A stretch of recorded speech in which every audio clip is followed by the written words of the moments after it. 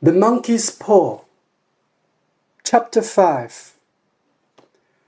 Slowly, old Mrs. White went back into the house. Her husband looked up and saw something strange in her face. "What's the matter?" he asked. "Nothing," his wife answered, and she sat down to finish her breakfast. She began to think about Tom Morris again, and suddenly she said to her husband, "Your friend drank a lot of whiskey last night. A monkey's paw. What a story!" Mrs. White didn't answer her because just then the postman arrived. He brought 2 letters from them, but there was no money in them. After breakfast, the 2 old people forgot about the money and the monkey's paw. Later in the day, at about 1 o'clock, Mr. and Mrs. White sat down to eat, and then they began to talk about money again. They did not have very much money, so they often needed to talk about it. "That 30,000 pounds, Mrs. White said. "We need it, but it didn't come this morning." Her husband answered, "Let's forget it." Then he said, "But that thing moved. The monkey's paw moved in my hand. Tom's story was true. You drank a lot of whiskey last night. Perhaps the paw didn't move." Mrs. White answered, "It moved." Mrs. White cried again. At first his wife did not answer, but then she said, "Well, Herbert laughed about it." Suddenly she stopped talking. She stood up and went over to the window. "What's the matter?" her husband asked. "There's a man in front of our house," Mrs. White answered. "There's a stranger, very tall and well-dressed. He's looking at our house. Oh no, it's okay. He's going away." "Come and sit down, finish eating," Mr. White said. The old woman did not listen to her husband. "He isn't going away," she went on. "He's coming back. I don't know him. He's a stranger. Yes, he's very well dressed." Suddenly, Mrs. White stopped. She was very excited. "He's coming to the door. Perhaps he's bringing the money."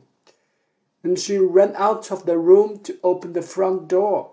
The tall, well-dressed stranger stood there. For a minute he said nothing, but then he began. "Good afternoon. I'm looking for Mr. and Mrs. White." "Well, I'm Mrs. White," the old woman answered. "What can I do for you?" At first the stranger did not answer, but then he said, "Mrs. White, I'm from Moore and Meggins. Can I come in and talk to you?" Moore and Meggins had a big factory, and Herbert White worked there on the factory.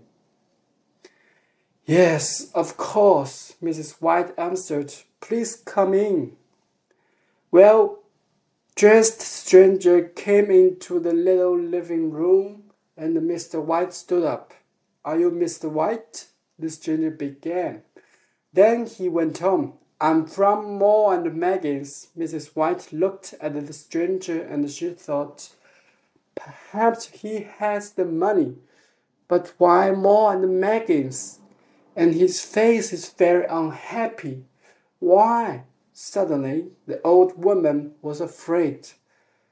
"Please sit down," Mr. White began, but now his wife could not wait. "What's the matter?" she cried.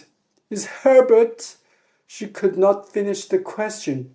The stranger did not look at their face, and Mr. White began to be afraid too. "Please tell us," he said. "I'm very sorry," the man from Moore and Meggins began. He stopped for a minute and then he began again. I'm very sorry, but this morning there was an accident at the factory. What's the matter? Is Herbert okay? Mrs. White cried again. Well, the man began slowly. Is he in hospital? The old woman asked, very afraid now. Yes, but the stranger looked at Mrs. White's face and stopped. Is he dead? Is Herbert dead? Mrs. White asked quietly. Dead? Mrs. White cried.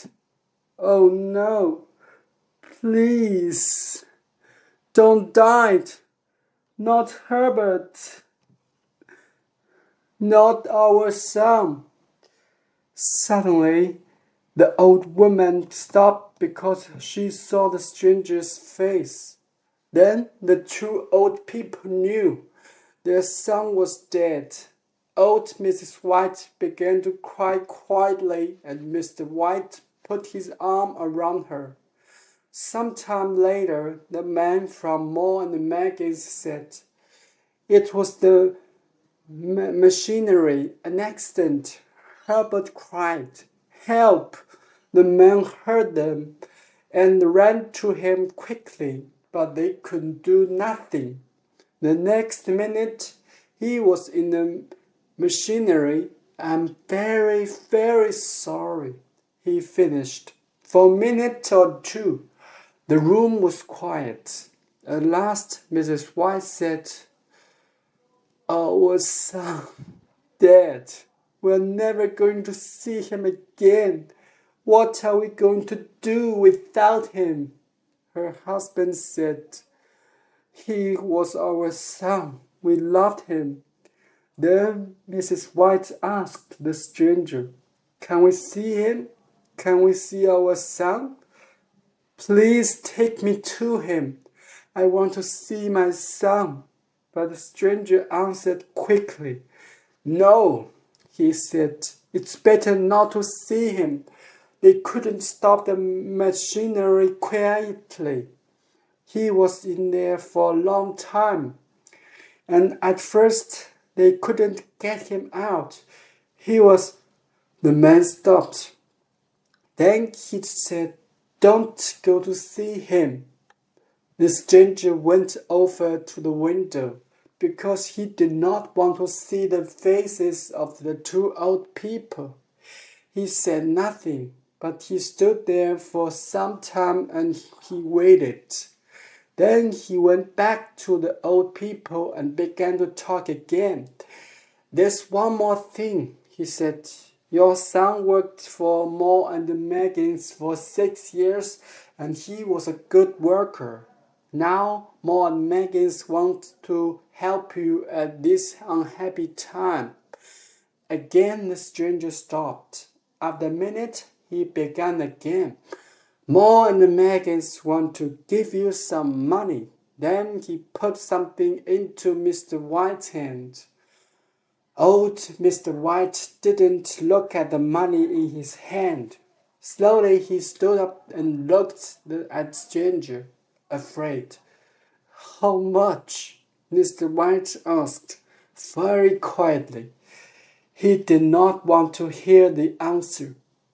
30,000 pounds, the stranger said.